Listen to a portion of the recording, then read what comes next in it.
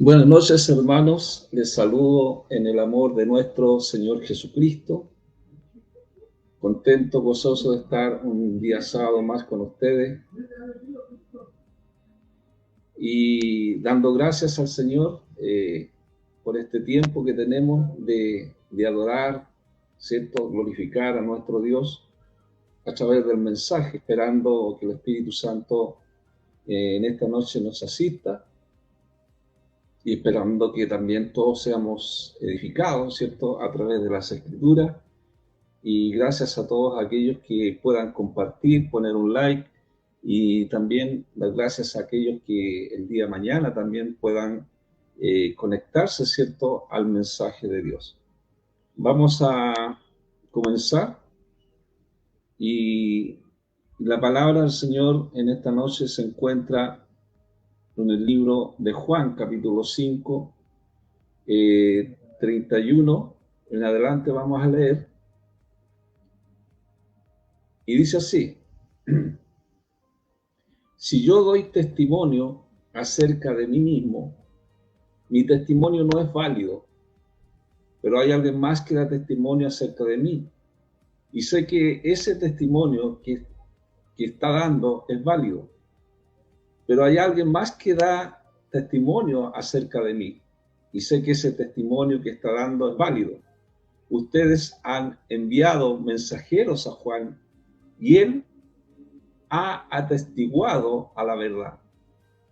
No que yo coleccione testimonio humano, más bien yo digo estas cosas para que ustedes puedan ser salvos.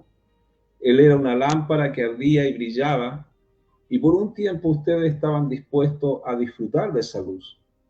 Pero yo tengo testimonio mayor que el de Juan, por porque las cosas que el Padre me ha dado a hacer, las mismas cosas que estoy haciendo ahora, testifican acerca de mí que el Padre me ha enviado.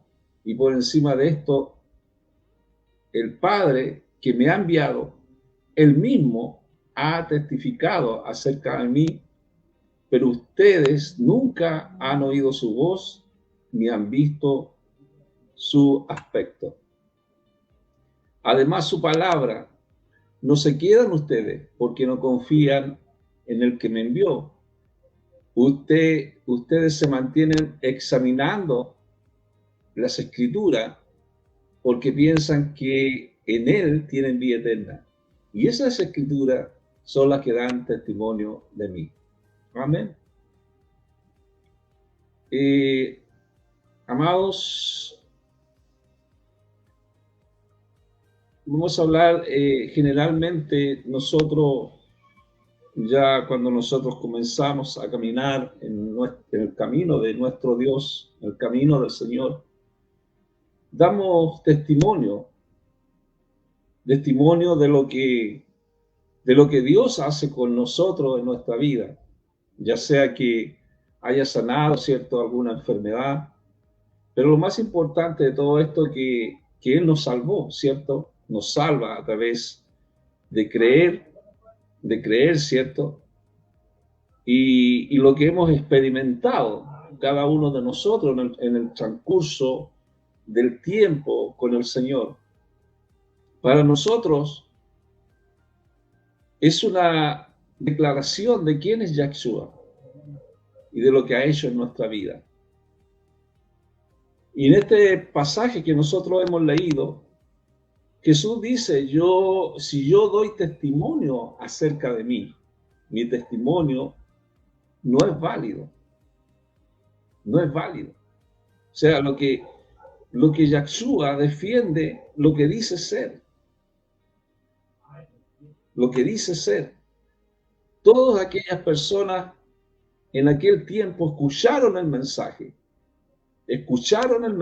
de nuestro Señor y habían sido testigos de sus milagros, así como ellos, nosotros también somos testigos de lo que Dios ha hecho en cada uno de nosotros. Por eso que uno tiene que tener una relación personal con el Señor, una relación. La ley rabínica sobre la evidencia legal requería 2 o más testigos para establecer una prueba. O sea, un testigo no era suficiente para condenar a una persona de alguna ofensa o de algún pecado de cualquier tipo. El asunto era establecido si habían 2 o 3 testigos testificando contra él. Deuteronomio habla de eso, Deuteronomio 19:15. Entonces, generalmente, lo que hace Dios a través de las leyes es para estimular y recordar al pueblo de lo que Dios había hecho. Dios sacó, ¿cierto?, al pueblo de Israel, lo sacó de Egipto. Vivieron mucha experiencia en medio del desierto. Pero también ellos pecaron, cometieron pecado. Por eso es que siempre tenía que haber este estímulo de parte de la palabra, del mensaje de Dios, para que ellos pudieran volverse nuevamente a Dios. Entonces, cuando hay un problema de litigio, un problema que habían en aquel entonces, la Biblia, de este texto que yo les leo, de 19:15, dice que el asunto era establecido solo si hay 2 o 3 testigos testificando contra él. Y esto también lo tenemos que nosotros observar cuando hablemos de la Escritura. No se pueden sacar los versos fuera de contexto. Hay que presentar testigos de otros versos que confirman la palabra del Señor. Jesús decía: pero yo no recibo testimonio de hombre alguno, mas yo tengo mayor testimonio que el de Juan. O sea, las mismas obras que yo hago dan testimonio de mí que el Padre me ha enviado. Cada cristiano, amada iglesia, amado hermano, cada cristiano es misionero en la medida que da testimonio del amor de Dios, de lo que Dios hace en nuestra vida. Por eso que a través de nuestro Señor, ¿cierto?, podemos creer en el corazón, ¿cierto?, de que Él nos puede dar vida eterna. Lo que habla esta palabra del Señor, Juan el Bautista, los judíos recibieron un testimonio, ¿cierto?, de Yahshua, recibieron un testimonio del Señor. No solamente el Padre, a quien los judíos no podían ver, ¿cierto? Porque sabemos que Dios es espíritu. Por eso la verdad que vino Jesucristo, vino a esta tierra, se hizo semejante a los hombres, y ellos vieron la gloria de Dios a través de Jesucristo. Entonces los judíos no podían ver, solamente veían, ¿cierto?, cuando ellos iban, ¿cierto?, en camino en la noche con un fuego, ¿cierto?, que los guiaba, y una nube que los iba guiando. Entonces los judíos no podían ver, sino que también Juan, a quien los judíos conocieron e interrogaron. El Padre y Juan el Bautista, ambos dieron testimonio acerca de Jesucristo, acerca de Yahshua, validando a Jesús como el Mesías enviado, el Hijo de Dios. Entonces siempre le enviaban sacerdotes, levitas, para preguntarle: ¿quién eres tú? ¿Quién eres tú? Le preguntaban a Juan el Bautista. Estos sacerdotes y levitas eran líderes religiosos que eran de respeto. Servían en el templo y los levitas los ayudaban en el templo. Y los líderes que iban a ver a Juan eran fariseos. Era un grupo, amada iglesia, era un grupo que Juan el Bautista y Jesús criticaban con frecuencia. Entonces Juan decía: yo mismo no sabía quién él era, pero él me mandó a sumergir en agua. Me dijo: sobre quien veas que el Ruaj, el Espíritu, ¿cierto? Desciende y permanece. Este es el que sumerge en el Ruach HaKodesh, en el Espíritu.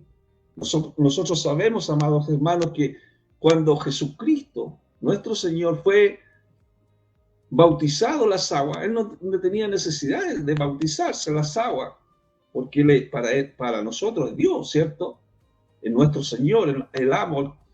Entonces, Él lo hizo para que todos pudiéramos seguir esa enseñanza. Pero lo que yo quiero decir, agregar a esto, de que cuando desciende el Espíritu Santo, es que ya no iba a habitar el Espíritu Santo en templos, ¿cierto?, hechos por manos de hombres, sino que el templo iba a ser una persona. Entonces, cuando Juan el Bautista, él bautizaba, él decía, regocíjense por un tiempo, regocíjense. Yo le estoy sumergiendo con agua. Este era el mensaje de Juan el Bautista. La gente respondió inicialmente a este mensaje, pero fallaron. ¿En qué fallaron? Al no creer que Yahshua, a quien Juan había señalado, porque Juan dijo, este es el Cordero de Dios que quita el pecado del mundo, cuando venía Jesucristo, cuando venía Yahshua a él. Entonces siempre enviaban a fariseos a Juan.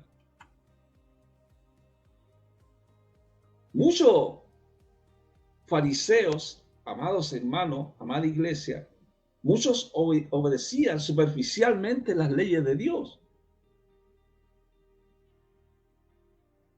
Los fariseos creían que sus tradiciones orales eran más importantes que la palabra inspirada en Dios.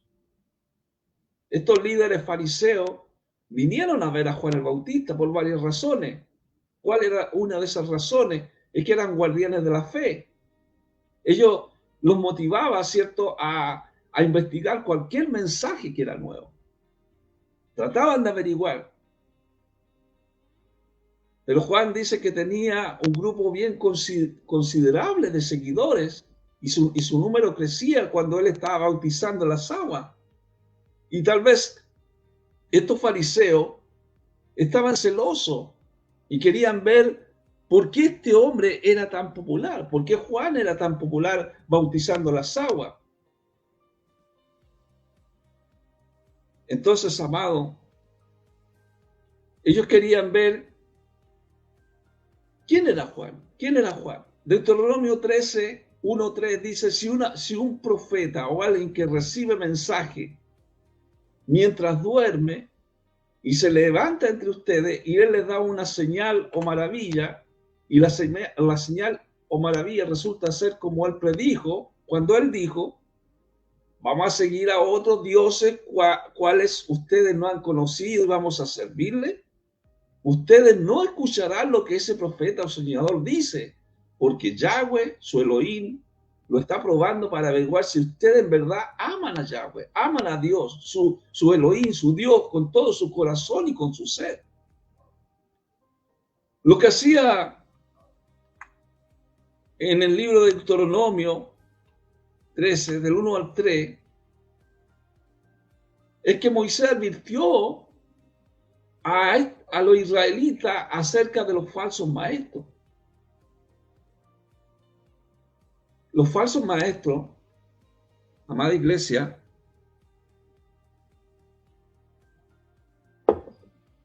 pueden parecer atractiva muchas veces la nueva idea de la gente que es inspiradora. Pero nosotros debemos juzgarla para saber si se concuerda con la palabra de Dios. Hay muchos que dicen no juzguéis para que no seáis juzgados. Pero nosotros tenemos que conocer también el significado muchas veces del anacrino. El anacrino tiene una relación de juzgar también, pero de discernir. Nosotros como cristianos podemos discernir qué es lo que es bueno, qué es lo que es malo, y reconocer a un falso profeta. El discernimiento de espíritu, el discernimiento que Dios nos da por conocer la verdad que está establecida en la Escritura, en la palabra del Señor. Y esta palabra anacrino está basada en la palabra crino, que significa juez, el juez, y tiene varios significados. El anacrino, como yo le estaba diciendo, tiene que ver con discernir. Y el discernir tiene que ver con escudriñar. Escudriñar no es lo mismo que leer, para que vamos entendiendo. La Biblia, la palabra del Señor, no se lee como un libro cualquiera. Por eso cuando Jesús dice escudriñar las Escrituras porque por ellos podré alcanzar vida eterna, el escudriñar significa investigar, examinar, discernir. Por lo tanto, amado, tenemos que escudriñar. Escudriñar no es lo mismo que leer. Por lo tanto, muchas veces se nos ha dicho que nosotros no debemos juzgar, ¿cierto? Pero la verdad es que sí, si algo está malo, tenemos que juzgar lo que está malo.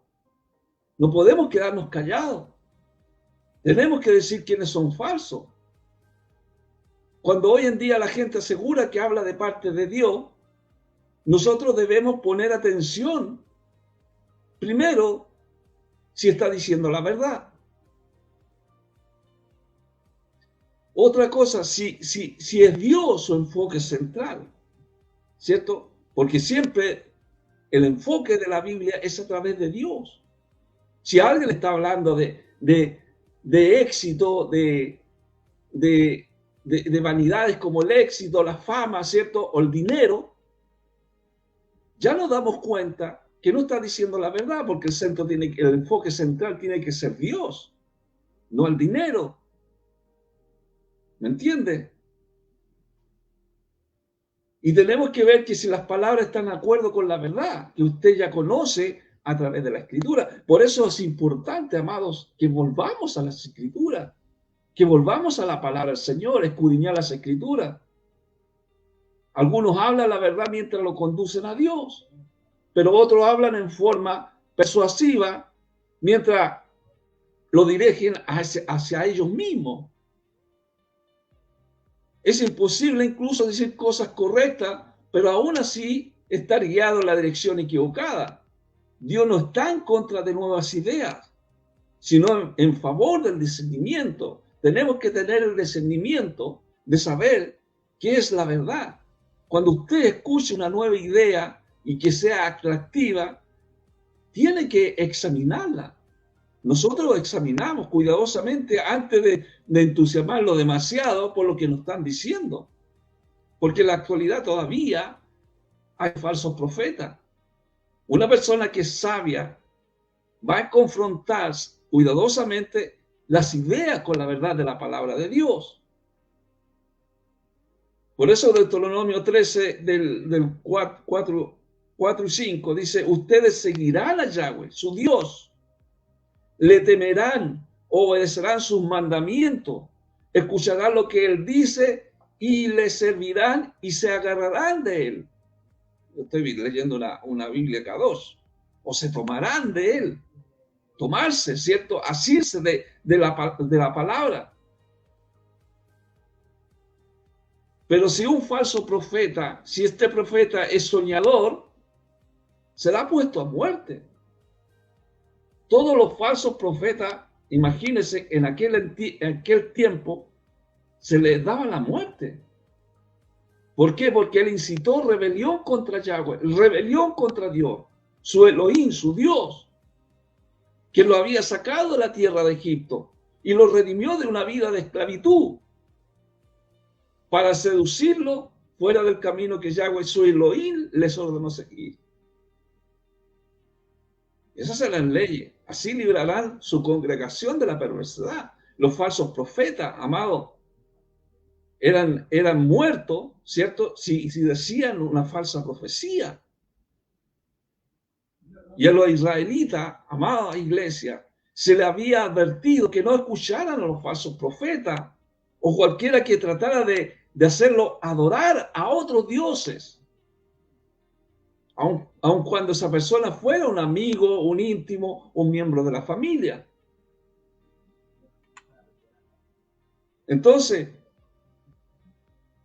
Deuteronomio también hablaba, dice 18, 20, 22, pero si un profeta presuntamente habla una palabra en mi nombre, la cual yo no le ordené decir, o si él habla en mi nombre de otros dioses, entonces ese profeta tiene que morir. Eso lo habla en Deuteronomio 18, 18, 20. Ustedes estarán pensando, ¿cómo vamos a saber si una palabra no ha sido hablada por Yahweh? Una palabra por Dios. Entonces, todas las indicaciones estaban ahí. Cuando un profeta habla en el nombre de Yahweh, en el nombre de Dios, y las predicciones no se hagan realidad, esto es, la palabra no es cumplida, entonces Yahweh no habló esa palabra. El profeta que lo dijo, habló presuntuosamente y no tiene nada que temer de él. Entonces, eso era para conocer los verdaderos y falsos profetas. ¿Cierto? Entonces, como los días del antiguo Israel, así como en aquel tiempo, actualmente, muchas personas aseveran que tienen mensaje de Dios. Dios todavía, amado, sigue hablando a su pueblo. Pero debemos ser cautelosos antes de decir que Dios ha hablado por medio de un profeta. Porque hoy día ya no hay profeta, ¿cierto? Escuelas de profetas. Ahora nosotros tenemos la profecía que está escrita, la palabra del Señor. ¿Cómo podemos saber que un profeta está hablando por Dios? Podemos saber si sus profecías se cumplen o no. Era la prueba antigua para juzgar a los profetas. Si se cumple, es de Dios. Y también podemos confrontarlas con la palabra, con las escrituras, a un falso profeta. Dios nunca se contradice. La Biblia, amado, no se contradice. En ninguna parte se contradice. Así que si alguien dice algo contrario a la Biblia, podemos saber que esa no es la palabra de Dios. Por eso que a Juan el Bautista le preguntaban siempre, ¿eres tú el profeta? ¿Eres tú el profeta? ¿El que estamos esperando? Porque le preguntaban, ¿quién eres tú? ¿Quién eres tú? ¿Eres Elías? Él le decía, yo no soy. ¿Eres tú el profeta que estamos esperando? Él decía, no, dijo, yo no soy el profeta. Entonces, en la mente de aquellos fariseos había 4 posibilidades en los que respecta a la identidad de Juan, porque le preguntaban si era el profeta. Porque la Biblia también lo dice en Deuteronomio, que dice que Yahweh le iba a levantar un profeta como yo de entre ustedes. Y eso también Esteban lo empleó en el libro de los Hechos, capítulo 7, 38. También empleó este mismo versículo y dice, Hechos 7, 37, dice, y este es el Moisés que dijo al pueblo de Israel, ¿cierto? Moisés le dijo al pueblo de Israel, Yahweh levantará un profeta como yo entre sus hermanos. Esteban, ¿cómo empleó ese versículo para apoyar y afirmar que Yahshua es el Hijo de Dios, el Mesías? Y que él iba a volver los corazones de los padres a los hijos y el corazón de un hombre a su prójimo antes de la venida del gran día terrible de Yahweh. Él era el Hijo de Dios. Cuando le preguntaban, siempre, cierto, le preguntaban Jesús le preguntaba a los discípulos quién era él. Algunos decían, tú eres el profeta, y tú eres Elías. Pero ¿quién dice ustedes que soy yo? Jesús le decía, ¿quién cree que yo soy? Y Pedro le dijo, tú eres el Mesías, el Hijo de Dios, el Hijo del Dios viviente. Entonces vemos, amado, que este Hijo de Dios, este Yahshua, iba a hacer volver el corazón. Y esta es una respuesta, amado, a la reacción de la incredulidad muchas veces de parte de los líderes judíos a la primera venida de Cristo. Lo que Dios está haciendo, una última llamada al arrepentimiento antes del juicio final. Y recompensará a los que regresen a sus caminos. Cuando dice, no sea que yo hiera la tierra con maldición. Esto habla de una destrucción total. Malaquías 4:6. Una destrucción total. Entonces, amados, vemos que Elías fue uno de los más grandes profetas. Con la muerte de Malaquías, profeta Malaquías, la voz de los profetas de Dios permaneció en silencio durante 400 años. 400 años de silencio. Desde Malaquías, ¿cierto? Hasta uno de los libros de acá del Nuevo Testamento. A ver, no quiero equivocarme. Gloria a Dios. Desde Malaquías al libro de Mateo. Ahí pasaron 400 años, 400 años de silencio. Y luego vendría un profeta semejante a Elías para anunciar la llegada de Cristo. ¿Y cuál fue? Juan el Bautista. Juan el Bautista preparó los corazones del pueblo para Yahshua, alentar a la gente a que se arrepintiera de sus pecados. ¿Cuál era el testimonio de Juan? El testimonio de Juan era preparar los corazones para Yahshua. Eso es lo que, así como él, nosotros también tenemos que hacerlo, preparar los corazones para el Señor. Esto le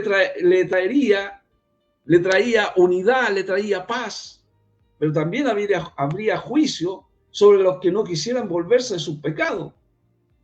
Entonces, lo que Juan se proclamó en palabras del profeta Isaías en el Antiguo Testamento, dijo, como la voz que clama en el desierto, preparar camino a Yahweh.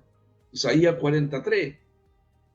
Entonces, los líderes siguieron apremiando para que dijera quién era él. O sea, lo único que a ellos les interesaba, quién era Juan el Bautista. Y lo que Juan enfatizó, que él vino a preparar el camino al Mesías, a preparar el camino al Señor. Entonces, ¿qué es lo que pasaba con los fariseos, amada iglesia? Los fariseos no entendían lo más importante. Querían saber quién era Juan. Pero Juan quería que supiera quién era Yahshua. ¿A quién le interesa, amados, mi testimonio? A la gente le interesa la palabra del Señor, el mensaje de Dios. Entonces ellos le preguntaron, si no eres el Mashiach, si no eres Elías el profeta, entonces ¿por qué estás sumergiendo a la gente? ¿Por qué la estás bautizando en las aguas? Le preguntaba, ¿por qué estás tratando al pueblo escogido de Dios como si fueran gentiles? Y Juan contestó, yo bautizo con agua. Y ese bautismo con agua es, amado, un acto simbólico de arrepentimiento. Pero muy pronto vendría uno que en verdad iba a perdonar los pecados, algo que solo el Hijo de Dios, el Mesías, lo puede hacer. Hay una cosa que nosotros tenemos que entender, que cuando nosotros escudriñamos las Escrituras, tenemos que entender que primero es la salvación del hombre y después el bautismo. No puede ser el bautismo primero y después aceptar a Cristo, no. El testimonio es que cuando yo recibo y creo que Jesús me da vida eterna a través del Espíritu Santo Y ese testimonio es el que me lleva al bautismo del agua, que es un acto simbólico, ¿cierto?, de arrepentimiento.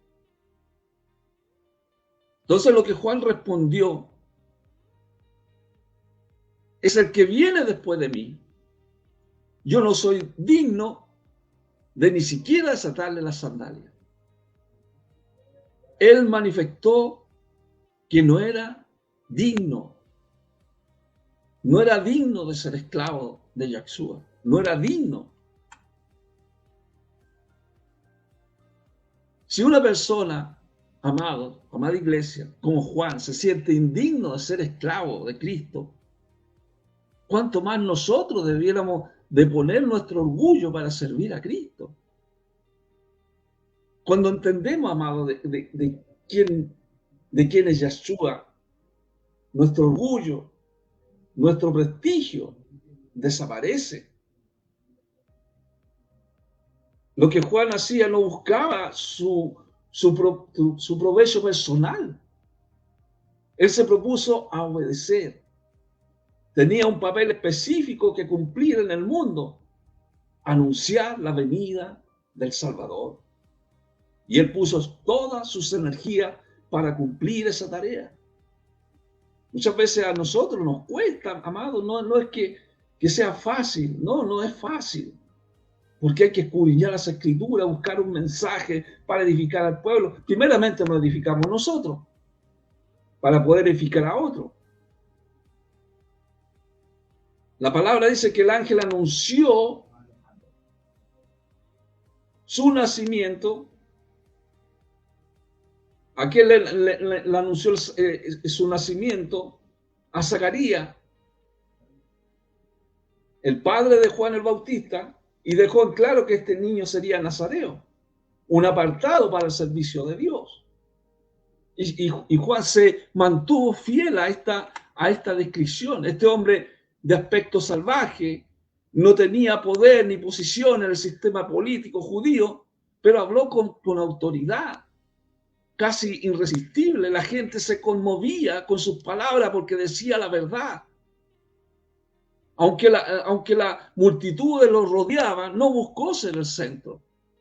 Las palabras de verdad que movieron a muchos al arrepentimiento, dice que aguijoneó a otros, motivando resistencia y enojo cuando él desafió al rey Herodes que admitiera su pecado. Entonces, Herodías dice que la mujer de Herodes, ¿cierto?, se unió ilegalmente y decidió librarse de este predicador solitario. A pesar de que lo mató, ¿cierto?, no le fue posible detener su mensaje. Yahshua, al cual anunció, ya estaba en acción. Jesucristo ya estaba en acción, ya estaba empezando su ministerio. Y Juan cumplió su misión. Juan no tenía la Biblia completa como nosotros la tenemos. Sin embargo, centró su vida a la luz de las sabias escrituras del Antiguo Testamento, ¿cierto? Porque él no tenía el Nuevo todavía. Ahora nosotros tenemos el Antiguo y el Nuevo. Por lo tanto, tenemos más información como lo que tenían ellos. Así nosotros podemos descubrir que la palabra de Dios, las verdades de Dios, quiere que sepamos. Por eso cuando Jesús hablaba, decía también: el Padre que me envió ha dado testimonio de mí. Nunca habéis oído su voz ni habéis visto su aspecto. El Padre, Yahweh, había dado testimonio de Jesucristo. Amada iglesia, ser padre es entregar amor sin medida y sacrificio.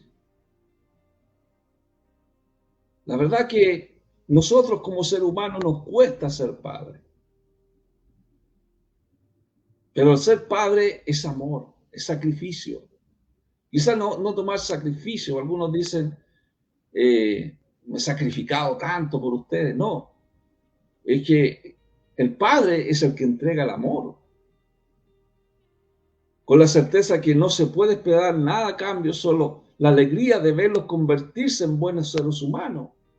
Eso es lo que desea un padre, que sus hijos sean buenos seres humanos en esta tierra.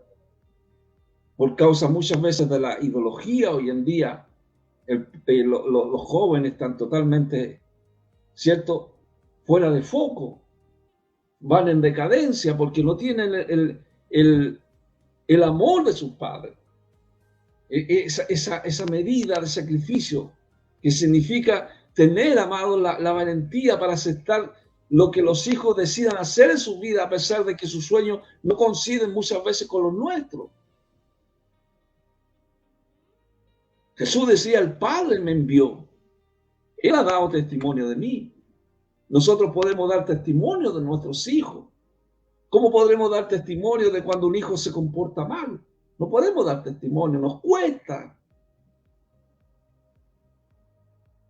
Jesús decía, no tienen la palabra morando en vosotros, porque quien Él me envió, vosotros no le creéis. Por eso Jesús le decía, escudriñad las Escrituras, porque a vosotros parece que en ellas tenéis la vida eterna, y ellas son las que dan testimonio de mí.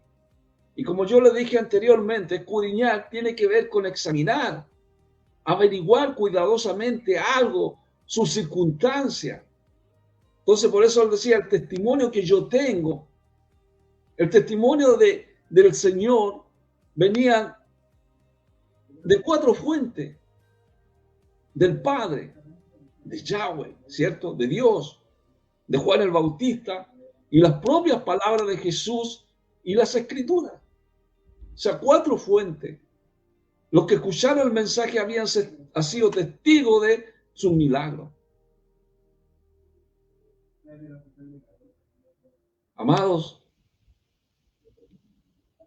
había una festividad de los judíos y dice que Yahshua subió a Jerusalén. La fiesta de las Pascuas, la fiesta de la semana que le llaman, y la fiesta de los tabernáculos. Y en Jerusalén había una puerta de las ovejas y había un estanque en que en arameo se llama Betesda, significa casa de misericordia, que tenía 5 portales. En el mundo helenético, que había sido helenizado, cuando Juan escribió esta palabra, cuando dice hay un estanque, el estanque todavía existía y estaba en uso cuando Juan escribió esto. Y el mundo helenizado de aquel entonces introducía costumbres, cultura del arte griego en otra nación. Ellos construían baños curativos junto a manantiales naturales cercados por columnas. Entonces los enfermos bebían y se bañaban en las aguas y luego dormían dentro del templo. Eran estructuras grandes que hacían, de forma similar a lo descrito por Juan en el Evangelio. El estanque dice cuando venía gente, cuando venían multitudes de enfermos, venían ciegos, cojos, inválidos, esperando el momento que las aguas tuvieran movimiento, que según ellos decían que cierto ángel de Yahweh descendía al estanque de tiempo en tiempo y agitaba el agua, y el que entraba primero en el estanque, después del movimiento del agua, era sanado de cualquier enfermedad que tuviera. Pero allí había un hombre que había estado enfermo por 38 años. Y Yahshua, viendo a este hombre y sabiendo que él había estado por tanto tiempo, le pregunta y le dice, ¿quiere ser sanado? ¿Quiere ser sanado? Y esto es lo que me impacta de Dios, amado. Me impacta esto. Porque cómo Jesús preguntarle si uno estaba esperando, ¿cierto? Esta persona que estaba en el estanque, que hacía 38 años que estaba enfermo, y que Jesús le pregunte, ¿quieres ser sanado? ¿Quieres ser sanado? Muchas veces uno dice, pero esta pregunta es innecesaria bajo las condiciones que el hombre se encontraba. ¿Quieres ser sanado? Quizás como a ese hombre que estaba 38 años enfermo, es la misma pregunta que Yahshua, la presencia del Espíritu Santo, te hace en esta noche. ¿Quieres ser sanado? Quizás tú puedas decir en este momento, pero si yo estoy en esta condición, yo no sé cuál es la condición que tú te encuentras en este momento, pero Dios lo sabe. La pregunta es, ¿quieres ser sanado? Quizás puedas hacerte esta interrogante en tu condición de enfermedad y decir, ¿por qué el Señor puede preguntarme esto? ¿Quieres ser sanado? Lo que Yahshua deseaba probar era la disposición de este hombre al poder sanador de Dios. Porque la palabra siempre dice, todos los que creen en Él tendrán vida eterna. O sea, cuando nosotros creemos en el Señor, después de 38 años, ya este hombre se había resignado a estar en esa misma condición. ¿Cierto? Nadie podía ayudarle. Había perdido la esperanza de sanarse y no podía hacer nada solo. Tenía que esperar que alguien lo llevara a ese estanque. Y su caso parecía ser definitivo. Amado, entendamos una cosa. Ese estanque, amado, que dice que un ángel venía y movía las aguas, supuestamente para ellos era eso. Es como las aguas termales que nosotros tenemos acá en Santiago de Chile, ¿cierto? Aguas cálidas que muchas veces las personas dicen, si yo voy a esas aguas me voy a sanar de esa enfermedad. Era algo parecido. Ahora, esta persona que estaba enferma, 38 años, había perdido la esperanza. Y lo que Dios está diciendo en esta noche, a través de la palabra, no importa cuán atrapados muchas veces nos sintamos, Dios puede ayudarnos en las necesidades más profundas. O sea, no permitamos que muchas veces el problema o la molestia motive la pérdida de esperanza. Dios puede hacer una obra especial en su favor a pesar de su condición, ¿cierto? Muchos han tenido un ministerio eficaz entre las personas que sufren porque lograron triunfar sobre su propio sufrimiento. Por eso que hay que tener una vivencia con Cristo. Cuando Cristo lo ve a este hombre de 38 años en esa condición, Yahshua le dijo, levántate, toma tu camilla y camina. De modo que los judíos le dijeron al hombre que había sido sanado en el sábado, en el Shabbat, en el día de reposo, es contra la Torá. Para ti cargar la camilla es contra la ley de Dios cargar la camilla. Ellos no estaban poniendo la mirada en lo que Yahshua había hecho con ese hombre, porque estaban mirando la ley del día de reposo. Le dijo, toma tu camilla. La camilla era una especie de colchón o camastro, pero la orden del Señor implica su curación permanente. ¿Quieres ser sanado? Y según los fariseos, llevar una cama en el día de reposo era trabajo, por lo tanto era ilegal, porque para ellos era ilegal llevar una camilla, porque los rabinos de aquel entonces añadieron 39 tipos de trabajo en lo que se llama el melajot. Son aquellas acciones prohibidas de realizar en el Shabbat, en el día de reposo, por considerarse labores creativas en sí mismas. Pero Yahshua no quebrantaba la ley del Antiguo Testamento, sino lo que había que la interpretación de los fariseos que le daban al mandamiento de Dios. Esta era una de las muchas leyes que agregaron a la ley del Antiguo Testamento. Porque en el Éxodo 28 decía, acuérdate del día de reposo para santificarlo. Pero ¿qué hacían? Porque lo del Antiguo Testamento, estas personas, estos rabinos, añadieron 39 tipos de trabajo que no estaban dentro de la ley de Dios. O sea, los fariseos, los que les interesaba, amada iglesia, más sus leyes que eran mezquinas que la vida y la salud de un ser humano. ¿Cómo puede interesarse de que Jesús le dice, toma tu lecho y anda? Lleva tu camilla. Ellos estaban más preocupados de la camilla que la sanidad de este ser humano, de ese cojo que había sido sanado por 38 años. Es fácil muchas veces obsesionarse uno con la estructura que fabrica el hombre y olvidamos la gente que es afectada. La gente que es afectada. Entonces la pregunta que cabe decir en esta noche, ¿se rige por normas hechas por Dios o por el hombre? Porque las normas de los hombres son de tropiezo, pero las normas de Dios, ¿cierto?, son de ayuda.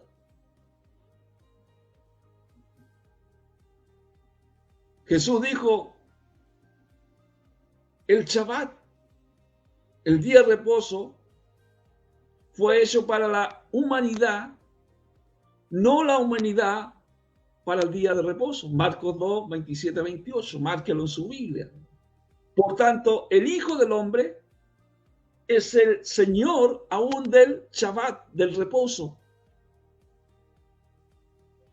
Él es el día de reposo de nosotros. Hoy en día es tener a Yahshua en nuestro corazón y lo tenemos todos los días. No solamente cuando vamos a la congregación, ¿cierto? Sino que todos los días y en cualquier momento, Él es el día de reposo. El Hijo del Hombre es el Señor aún en el día de reposo. Como Dios instituyó el día de reposo, Dios puede determinar el propósito del mismo, pero la tradición farisaica había restringido grandemente la intención beneficiosa del día de reposo. Por eso decía, Jesús decía, ¿no habéis leído la ley como el día de reposo los sacerdotes en el templo profanan el día de reposo y son sin culpa?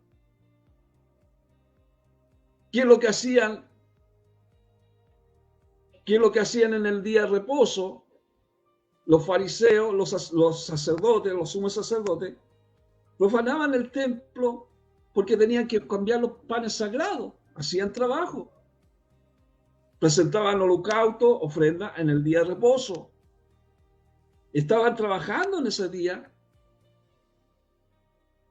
Obviamente, amada iglesia, eran excepciones, pues eran ordenadas por Dios.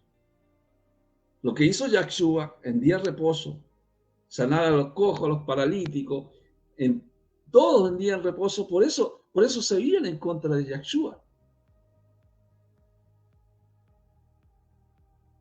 Después que sanó a este cojo, ¿cierto? A este enfermo que hacía 38 años que estaba enfermo. Después ya Yahshua se fue, ya no lo vio más.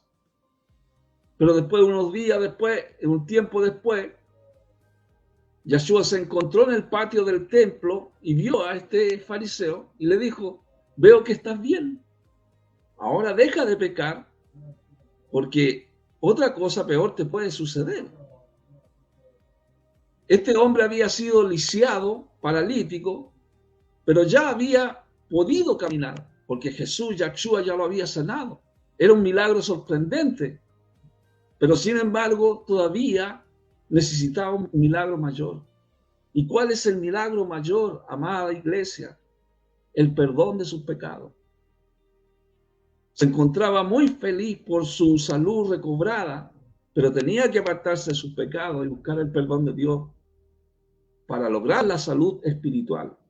El don más grande que uno puede recibir de Dios es el perdón. Amada iglesia, yo no sé cuál es la condición que tú te encuentras, pero vamos a orar por esa necesidad. por esa necesidad. Verás que cuando tú crees que el Señor te puede dar vida eterna. ¿Tú crees? Si tú crees en tu corazón, si tu corazón se compunge a través de la presencia del Espíritu Santo, tendrás un testimonio de una persona que ha visto y ha experimentado lo que Dios hace, lo que Dios va a hacer en esta noche contigo. Pidámosle al Señor. Pidámosle al Señor.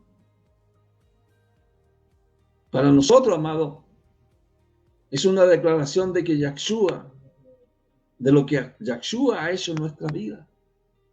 Cada uno podría dar el testimonio, los testimonios que Dios podría yo dar, ¿cierto? No necesariamente los puedo entregar, sino que los guardo para mi vida, porque sé que Dios puede hacer algo especial en tu vida. Que tú recibas a Cristo, que recibas la salvación, es algo poderoso. Que recibas una sanidad es algo poderoso. Amén. Vamos a orar. Padre, en el nombre de Jesús yo te doy gracias por esta palabra. Tú eres el alfa y el omega, el principio y el fin, el creador del cielo y la tierra. Gracias, Señor, porque podemos entender que el Padre Yahweh, nuestro Dios, ha dado testimonio de ti, de que tú eres el Mesías que ha venido a este mundo para sanar a aquellos que están atormentados, a aquellos que están enfermos, Padre. Tócales, Señor, con tu presencia, con tu espíritu, y que sean sanados, y que te reciban como Salvador de sus vidas. Sálvales, Jesús, porque sabemos que tu palabra nos enseña que tú eres el que convence. Tócale, Jesús. Tócale sus vidas para que ellos puedan tener y experimentar, Señor, los gloriosos milagros que tú haces en nuestra vida. Gracias, Jesús. Inscríbelos en el libro de la vida, perdona los pecados y no los dejes caer en tentación, mas líbralos del mal. Amén y amén. Gracias al Señor por lo que está haciendo, por lo que hace, ¿cierto? Y nuestros hermanos que nos están viendo, ¿cierto? A Alex Zambrano, que dice amén, así sea, amén. Amén, se puede creer la palabra. Nosotros creemos sinceramente lo que Dios dice a través de su escritura.